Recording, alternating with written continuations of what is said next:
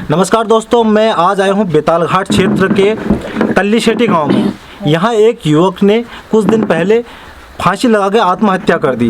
उसका जो आत्महत्या करने का कारण था वो बहुत बड़ा है। ये आज आपको वीडियो शेयर भी करनी चाहिए। हम उसी परिवार के साथ में आज बैठे हुए हैं। ये उस लड़के के पिता है जो लड़के ने आत्महत्या करी।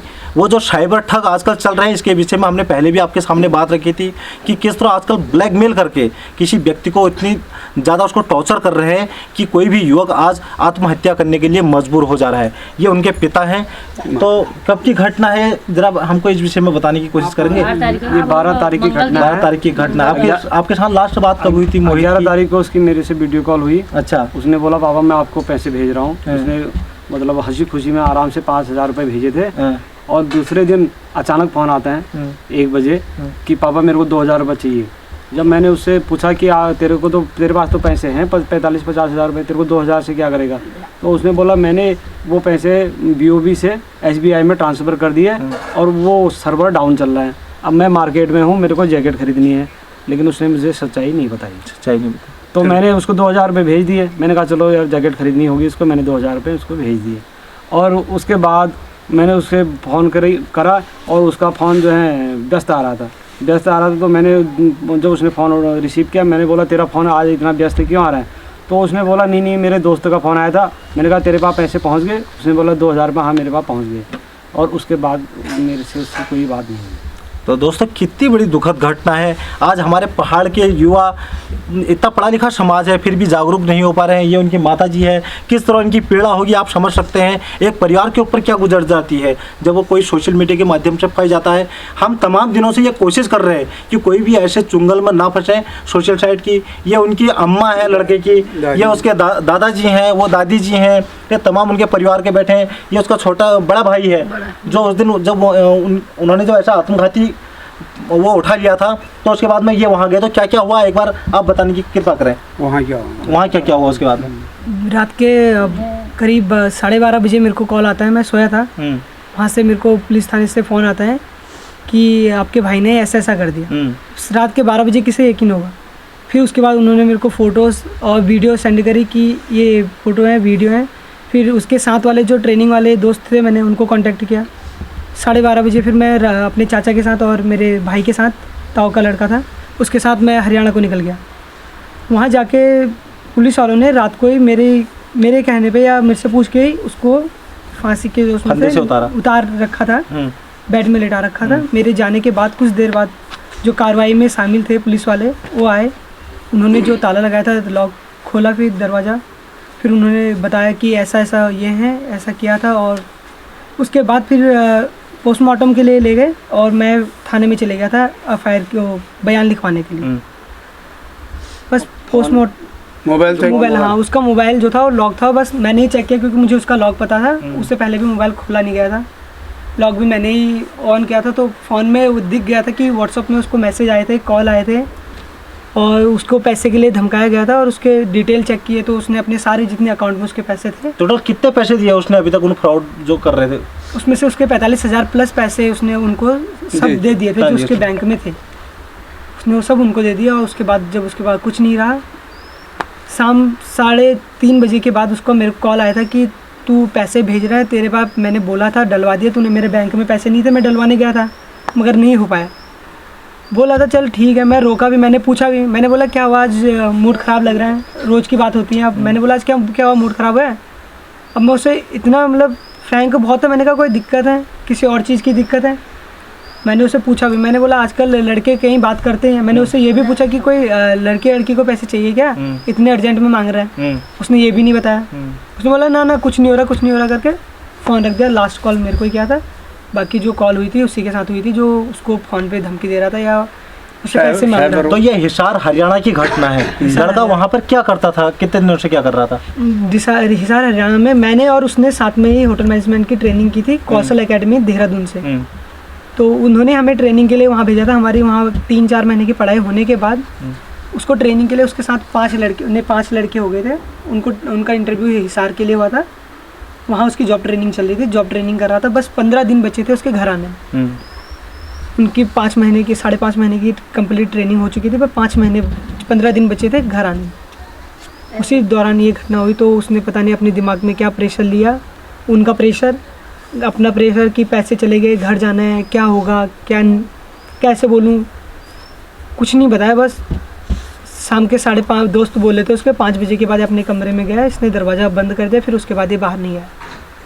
तो दोस्तों कितनी बड़ी दुखद बात है, एक 20 वर्ष का युवा जो अपने जिसने अभी तक अपना जीवन स्टार्ट भी नहीं किया था, अपनी ज़िंदगी की राहों में कदम भी आगे नहीं बढ़ाए थे, आज उसके साथ में उसने खुद इतना बड़ा आत्मघाती फैसला ले लिया, वो भी इन साइबर ठगों के चक्कर में। और अगर हम इस रिपोर्ट को देखें, इस क्राइम को देखें, तो ये कोई वो नहीं है, सुसाइड नहीं है, बल्कि ये प्री प्लान मर्डर है। क्योंकि आजकल जिस तरह से ये लोग टॉर्चर करते हैं, उसके दिमाग में इस तरह की बातें डालते हैं, आदमी मजबूर हो जाता है आत्महत्या करने के लिए। तो आज हमारे तमाम जो युवा भाई हैं, मैं उन सभी से ये निवेदन करना चाहता हूँ कि क्या गुजर रही देखिए इनके ऊपर में। आज हर परिवार का हर एक रो रहा है, पूरे परिवार के सदस्य रो रहे हैं, काफ़ी पीड़ित है और काफ़ी दुखद है। सभी लोग जिसको देखें हम वो काफ़ी यहाँ पे पीड़ित है।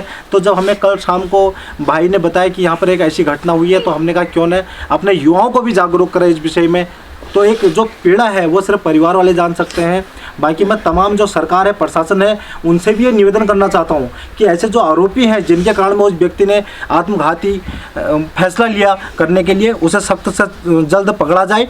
और ऐसे लोगों को जीने का कोई अधिकार नहीं होना चाहिए जो किसी परिवार की खुशियों को छीन लेते हैं, जो किसी परिवार के चिराग को छीन लेते हैं। क्या ये समाज में दूषित नहीं कर रहे हैं? और सरकार, केंद्र सरकार, राज्य सरकार इसमें एक्शन ले ताकि जो इनका चिराग बुझा है वो अगली बार किसी और का चिराग न बुझे। इस कारण से, इस साइबर फ्रॉड के कारण में, ऐसे जो वीडियो ब्लैकमेलिंग कर रहे हैं उनके कारण में, और तमाम जो युवा साथी मेरे देख रहे हैं, भाई बहन देख रहे हैं, माताएं देख रही है, वो भी वीडियो को शेयर करें ताकि किसी का भी आपके घर का चिराग इस तरह से न बुझ पाए, वो भी इन साइबर फ्रॉडों के कारण में। तो बहुत बहुत धन्यवाद।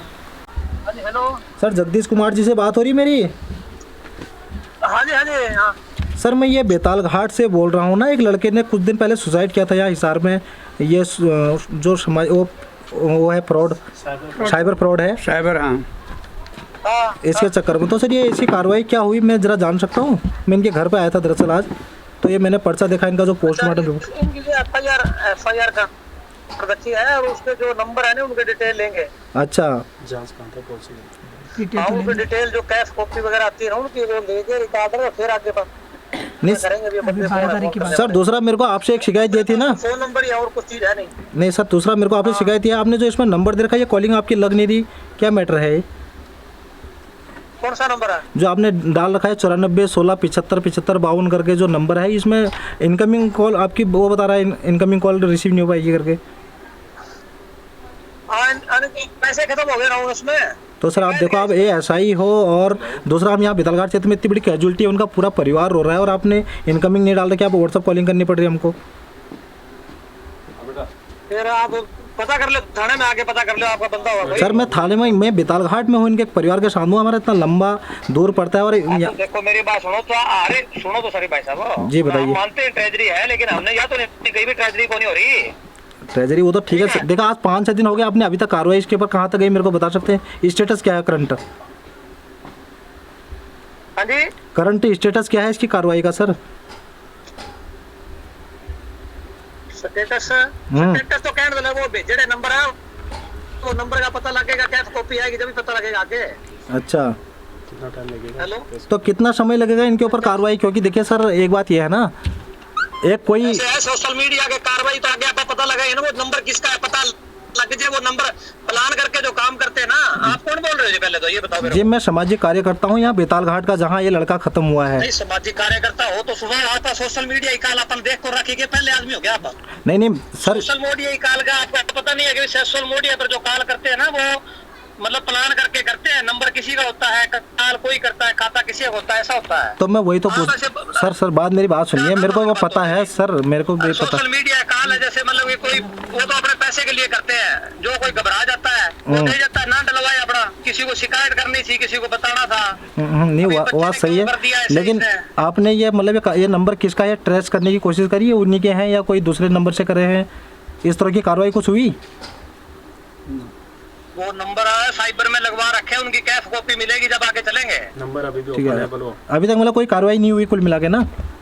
नंबर अभी ओपन है। अपने आप ही कह रहे हो यार, कौन नहीं हुई कार्रवाई? तो बताओ ना सर आगे क्या कार्रवाई, ये तो जान रहा हूँ मैं। इनके कार्ड ये देखो ना, ये जो इन्होंने पोस्टमार्टम की रिपोर्ट है, इनमें एक एसआई हैं जगदीश कुमार जी, इनका ये नंबर डाल रखा है इन्होंने, और ये नंबर हम कब से लगाने की कोशिश कर रहे हैं कि ये जांच कहाँ तक हुई करके, लेकिन हैरानी की बात यह है नंबर लग ही नहीं रहा है। इसमें इनकमिंग कॉल की वो बता ही नहीं रहा कि फैसिलिटी है करके।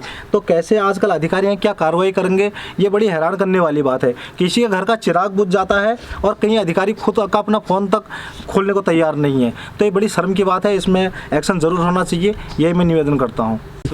दोस्तों, ये घटना सिर्फ आज मोहित के परिवार या फिर उसके मोहित की बात नहीं है, ये घटना आज हमारे पूरे समाज के आए दिन फैल रही है।